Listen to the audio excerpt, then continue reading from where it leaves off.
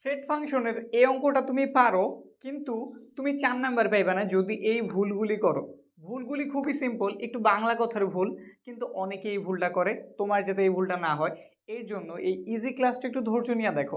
আমাদের এখানে কি বলছে দেখো, বি এর মানে পিভি, বি এর পাওয়ার সেট নির্ণয় করে দেখাইতে বলছে তার সদস্য সংখ্যা যদি n হয়ে থাকে, পিভি এর উপাদান সংখ্যা 2 টু দি পাওয়ার n। তো প্রথম কাজ বি এর প্রয়োজন, বি এর মান সরাসরি দেওয়াও থাকতে পারে, নাও দেওয়া থাকতে পারে। এখানে দেওয়া নেই, তুই একটু বের করে নিই। দেখো এখানে তাকাইলেই তুমি বুঝবা x বিলংস টু n মানে আমাদের ধনাত্মক পূর্ণ সংখ্যাগুলি। এখানে মানে স্বাভাবিক সংখ্যা বোঝায়, n দ্বারা ন্যাচারাল নাম্বার বোঝায়, ওগুলি হইতেছে ধনাত্মক স্বাভাবিক পূর্ণ সংখ্যা। 2 এর থেকে বড় কিন্তু 11 সমান অথবা ছোট, এবং মৌলিক সংখ্যা। মৌলিক সংখ্যা কোনগুলি? যাদের ওই সংখ্যা এবং 1 ছাড়া অন্য কোনো সংখ্যা দ্বারা ভাগ যায় না। তাহলে 2 এর পরে মৌলিক সংখ্যা কি আছে ওগুলি একটু লেখা দাও। 3, 5, 7। আবার 11 নিজেও একটা মৌলিক সংখ্যা, তার সমান বলছে, ছোট অথবা সমান। তাহলে এই 4 জনটা পাইছি।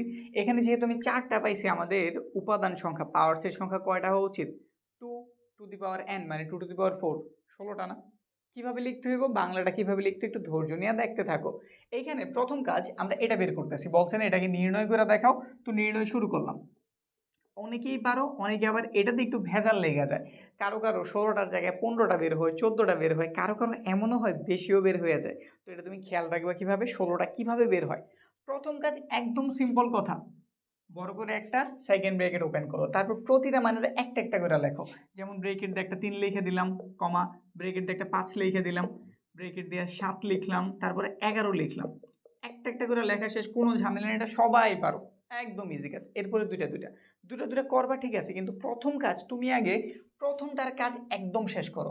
মানে 3 এর নিছো, 3 দ্বারা যা যা লেখা যায় সব লেখো আগে। যেমন 3-এর সাথে 5-এর লেখা যায়, লিখে দিছি। 3-এর সাথে 7-এর লেখা যায়, লিখে দিছি। 3-এর সাথে 11-এর লেখা যায়, লিখে দিছি।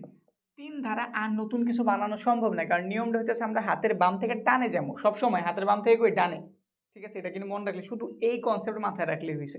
তুমি কখনোই ডান দিক থেকে বাম দিকে আসবা না। মানে বিষয়টা এরকম, আমি 3 নিছি, 3-এর ডান থেকে কিছু একটা নিবো, বাম থেকে আর কিছু নিবো না।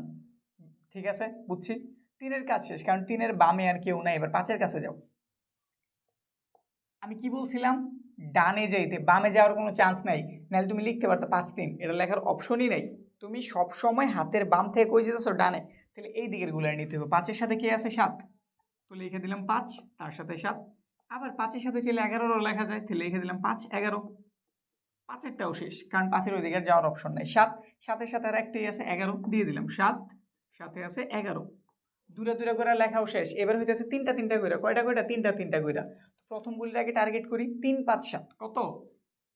3, 5, 7।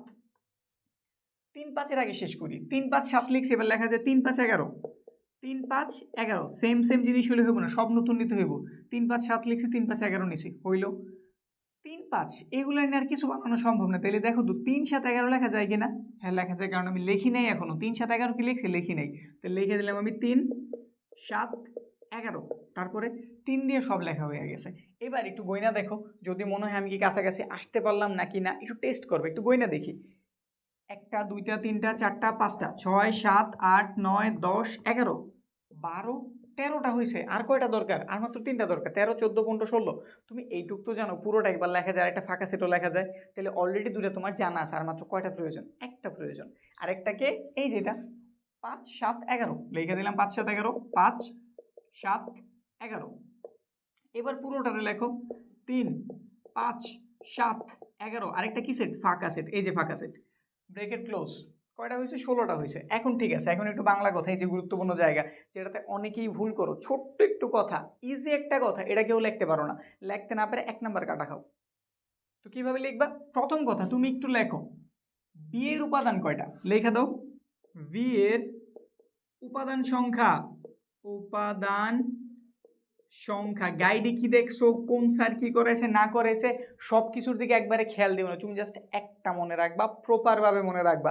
আমার এই ক্লাস যদি দেখতেছো, আমার এটা যদি ভালো লাগে, আমার ক্লাসে যদি ভালো লাগে, তুমি এটা আজীবনের জন্য মাথায় সেট করো। আজীবন অন্তত না হোক, তোমার এসএসসি পরীক্ষা পর্যন্ত এটাই মাথায় সেট করো। ঠিক আছে? পুরা নাম্বার পাইবা, একটা নাম্বারও কাটা যাইব না। এই যেভাবে লিখবা, বি এর উপাদান সংখ্যা কত? n সমান যতটা পাইছো, 1টা 2টা 3টা 4টা, তো লিখে দাও 4টা। তারপরে তুমি লিখবা আবার এই যেটা লেখো পিভি এর উপাদান সংখ্যা, পিভি এর উপাদান সংখ্যা, উপাদান সংখ্যা কতটা? 16টা পাইছি না, লিখলাম 16। যে কথা 2^4 মনে হয় একই কথা, এটা তুমি জানো বা ভাঙ্গাই দেখতে পারো। এবার নিচের লাইন, তুমি 4 সমান কি n লিখছো না, মানে n সমান 4, তাহলে 4 সমানও তো n হইলো, তাহলে 4 এর পরিবর্তে আমি কি n লিখতে পারি? হ্যাঁ পারি, তো লিখে দিলাম n, ব্যাস হয়ে গেছে। এবার তাদের লাস্টের কথাটার দিকে তাকাও, তারা কি বলছে? পিভি এর উপাদান সংখ্যা 2^n কে সমর্থন করে, সুতরাং দিয়ে লিখে দাও। সুতরাং পিভি এর উপাদান সংখ্যা 2^n কে সমর্থন করে। শেষ। তুমি এই টাইপের অঙ্ক এখন পারো, যেইটা মন চায় কইরা দেখতে পারো, ইজিলি সমাধান হয়ে যাবে। ইজি, কিন্তু আমরা প্যারা খাই, সমাধান করে দিলাম। এইরকম ত্রিকোণমিতির খুবই খুবই গুরুত্বপূর্ণ, আমাদের 9.9 বললাম, 1-2 বাদ দিলাম, নবম অধ্যায়ের এমন একটা গুরুত্বপূর্ণ অঙ্ক আছে যেটা অনেক বেশি পরিমাণ আছে, সামনের ক্লাসে ওটা সমাধান করে দেখাইতেছি।